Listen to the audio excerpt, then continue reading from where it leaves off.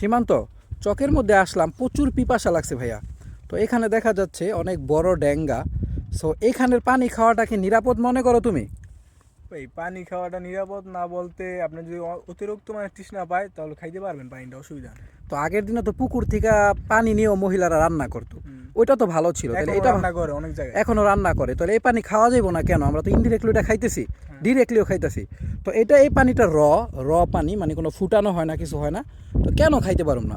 তো তুমি একটু খাইয়া ট্রাই করে দেখাইবা যে খাওয়া যায় কিনা। নাও তো একটু পানি। ট্রাই করে দেখাম। হ্যাঁ দেখাও।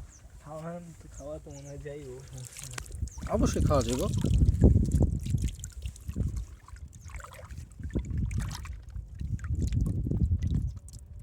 কেমন? মাশাল্লাহ। ভাই পানির স্বাদটা বলতে কি, মানে কলে আমরা যেরকম পানি খাই না, হ্যাঁ, ঠিক ওই রকম পানির স্বাদ। আচ্ছা একটু নাও তো।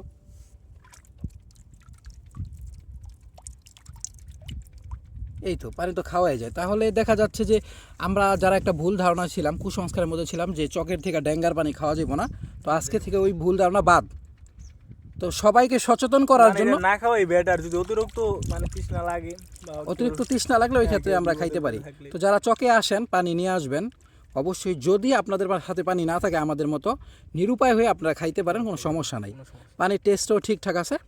তো এটা একটা সচেতন করার জন্য আপনাদেরকে ওই জন্য একটা ভিডিও করলাম আমরা। সবাই ভিডিওটা শেয়ার করে সকলের মাধ্যমে বা সকলের মধ্যে ছড়িয়ে দেবেন। সবাই ভালো থাকেন, আল্লাহ হাফেজ।